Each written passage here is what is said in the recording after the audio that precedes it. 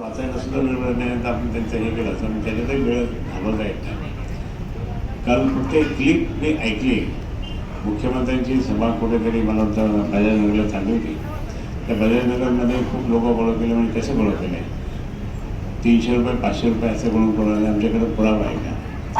पैसे देऊन आणि दारूचे पैसे ना, दारूचे पैसे लोकांचे हे हप्ते घेतलेले पैसे, लोकांचे पाणी रस्त्याचं टक्केवर घेतलेले पैसे, ती व्यक्ती माझ्यावर आरोप करते, माझ्यावर आरोप करते.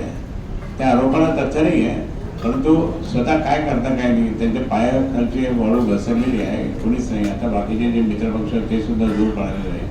तर त्यामुळे आता त्यांना असं वाटतं काय होईल. पण पैसे देऊन तुम्ही मुख्यमंत्र्यांची सभा आणता. तुमची हिंमत होती तर तुम्ही प्रधानमंत्र्यांना आणायला पाहिजे होतं. तुमची हिंमत होती तर बाकीच्या नेत्यांना आणलं पाहिजे होतं. इव्हन इथे आपले गृहमंत्रीसुद्धा येत नाही, उपमुख्यमंत्री. हे सगळं त्यांचं दुर्दैव आहे या शिंदेचं आणि त्या भुमरेचं. आणि म्हणून या ठिकाणी तो काही बडबड करायला लागला. आता बडबडीला मी त्याच्यानंतर 4 तारखेनंतर उत्तर देणार. मी पाहतो यांनी कसं कसं केलं त्या. पण प्रत्यक्षात मी या ठिकाणी सांगेल की इथे वातावरण खराब करायचं, काहीतरी बोलायचं आणि येऊन जाऊन त्या शिंदेला फक्त उद्धव साहेबांच्या अगेन्स्टच बोलायचं. शिंदेनं त्या ठिकाणी उद्धव साहेब बोलायचं त्या ठिकाणी या संभाजीनगरमध्ये अधिकार नाही. आम्ही चिडतोय, परंतु माननीय उद्धवजी आम्हाला संयमाने थांबा तुम्ही. हेच जाणार आहे, हेच खपणार आहे, कशाला जाऊ दे आपण करायचं, आपोआप मरतात ते. परंतु येऊन जाऊन काहीच नाही. हे जे म्हणतात ना की यांनी असं केलं तसं केलं, पण हे सुद्धा त्यावेळेस मंत्रिमंडळात होते. 2 नंबरचे मंत्री होते एकनाथ शिंदे, आणि तरी त्या ठिकाणी ते बोलतात. म्हणून यांना त्या ठिकाणी निश्चितच लोकांचं आता छप्पन चांगली बसणार आहे. लोक पूर्णपणे महाविकास आघाडीच्या बरोबर आहे. माननीय उद्धवजींचं नेतृत्व लोकांनी मान्य केलेलं आहे. आदरणीय शरद पवार साहेब असतील, बाकी राहुलजी असतील, बाकी सर्व आमचे घटक दल जे आहेत सगळे बरोबर आहे.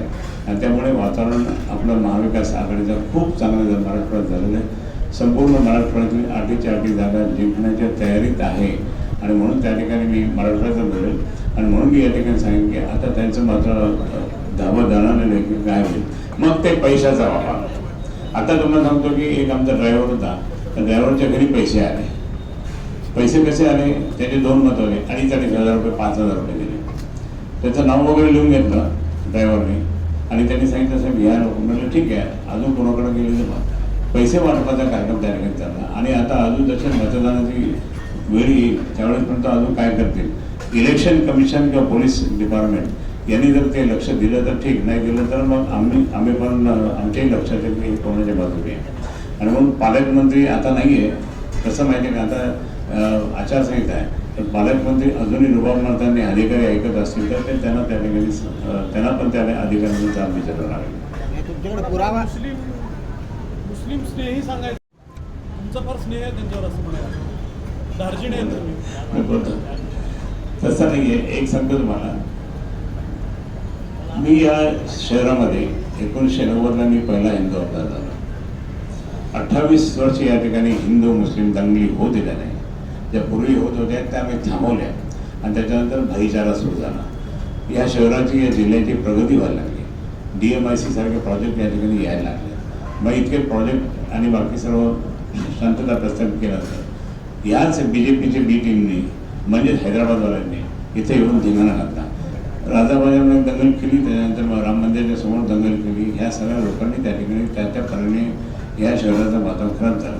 म्हणून मुस्लिम समाजातील सुद्धा अनेक मान्यवर त्या ठिकाणी म्हणतात की ये MIM आने के बाद में और बाकी बी टीम वाले ये सब आके रोज दंगे फसाद करायला लागले.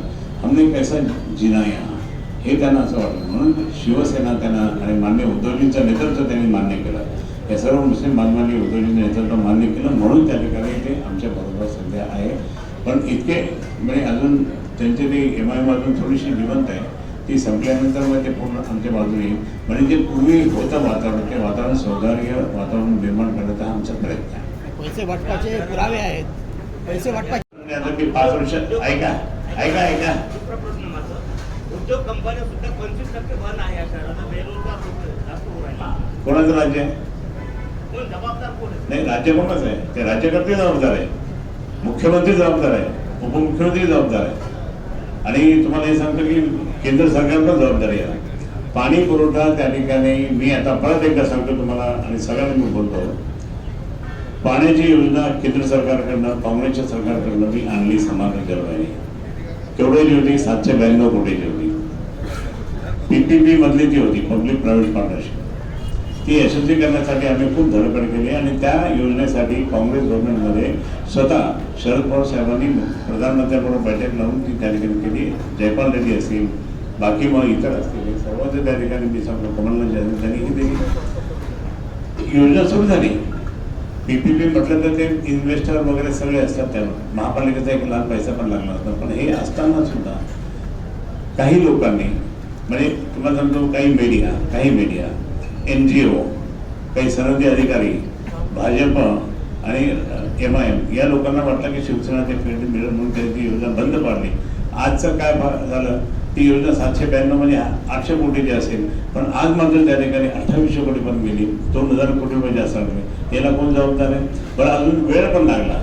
जर ती योजना आमची समांतर जलवाहिनी पूर्ण यशस्वी झाली असती तर तुम्हाला सांगतो 3 वर्षापासून तुम्हाला पाणी मिळालं असतं.